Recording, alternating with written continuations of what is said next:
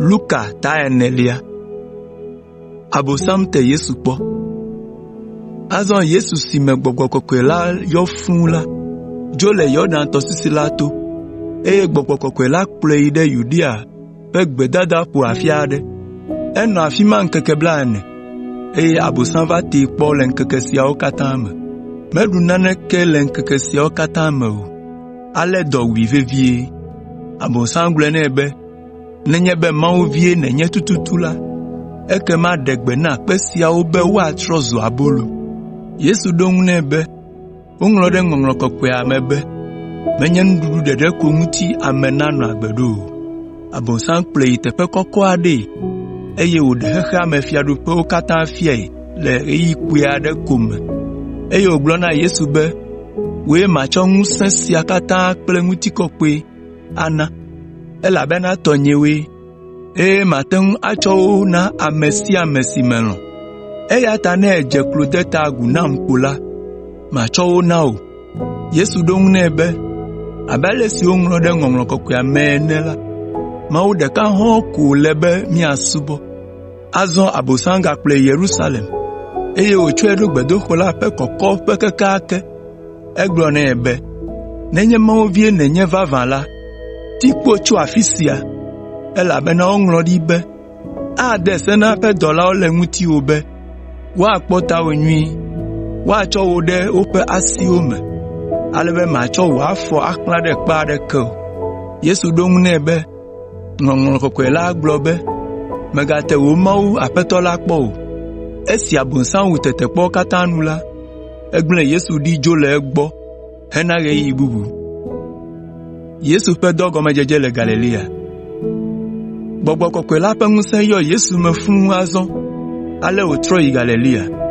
Eteƒe medidi o la, amewo nyae le nuto sia me kpe ɖo.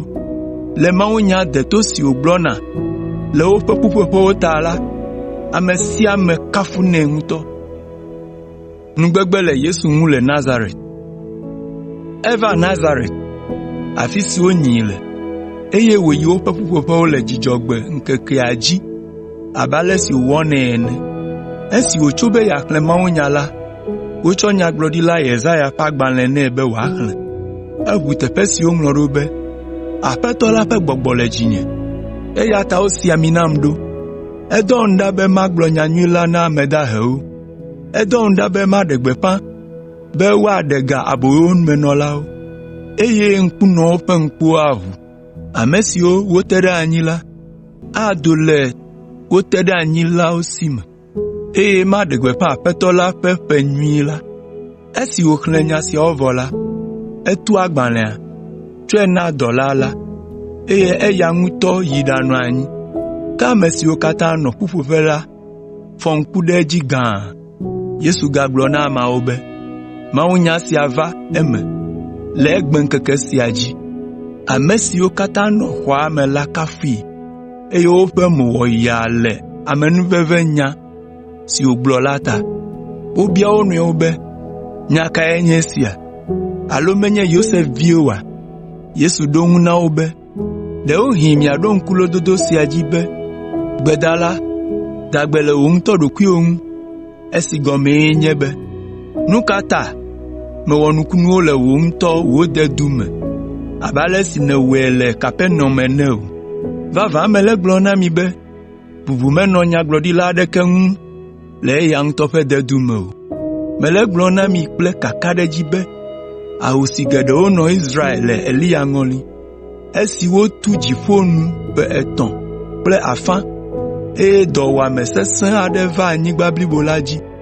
Gake womeɖo Eliya ɖe wo dometɔ aɖeke gbɔ o, ke boŋ woɖoe ɖe ahosi aɖe si tso Zarefat le Zidon nuto me la gbɔ. Mibu nyagblɔɖila Elisa, ame si da gbe le Naman si nye Siriatɔ la ŋu kpɔ.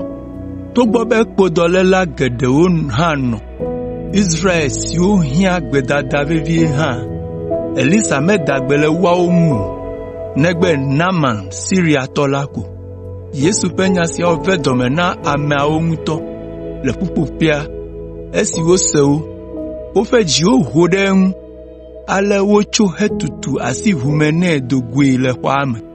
wokplɔe to gbe si dzi wotudu aɖo la ƒe kɔkɔƒe be yewoatutui tso teƒe sia wòayi aɖadze agame, gake ezɔ to amehawo dome hedzo le wo gbɔ kɔɔ.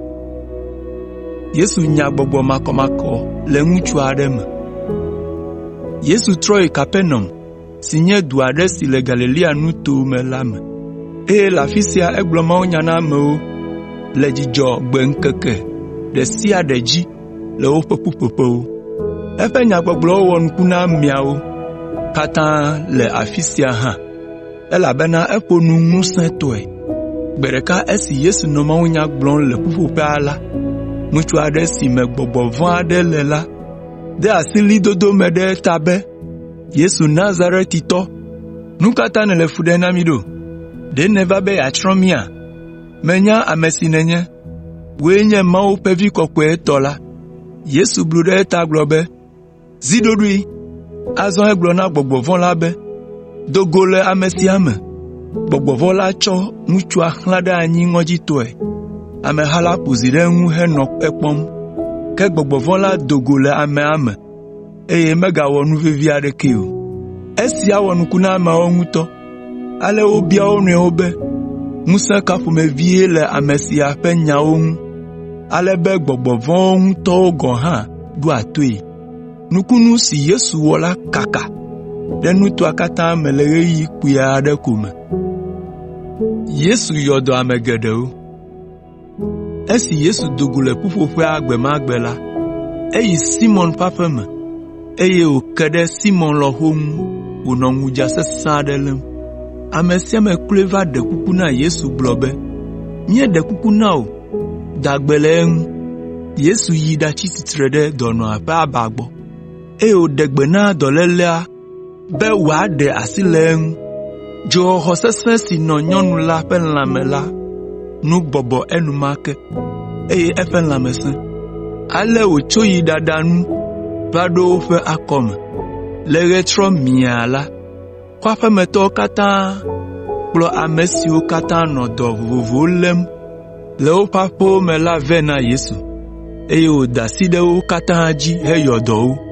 Gbɔgbɔ vɔ̃tɔ aɖewo hã nɔ ameawo dome, ke Yesu ɖe gbe na gbɔgbɔ vɔ̃ siawo be woado go le ameawo me, eye wodo go le eƒe nya la nu henɔ ɣli dom be, wòe nye Mawu Vi la.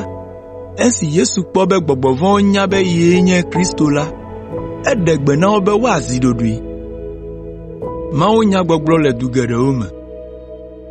Le ŋkeke vagbe ƒe ŋdi kanya la, efɔ, eye wòɖe eɖokui ɖe aga. Ameha la di vevie le teƒe geɖewo, eye esi wova ke ɖe eŋu mlɔeba la, woɖe kuku nɛ be megadzo o, ke boŋ wòanɔ yewo gbɔ le Kapernaum. Ke Yesu ɖo ŋu na wo be, ele be magblɔ mawufiaɖuƒe la ƒe nyanyui la na du bubuwo hã, elabena esia tae wodɔm ɖo. Ale wòdzo henɔ tsatsam le Yudea nutowo katã me kpe ɖo, nɔ mawunya gblɔm na amewo le woƒe ƒuƒoƒewo.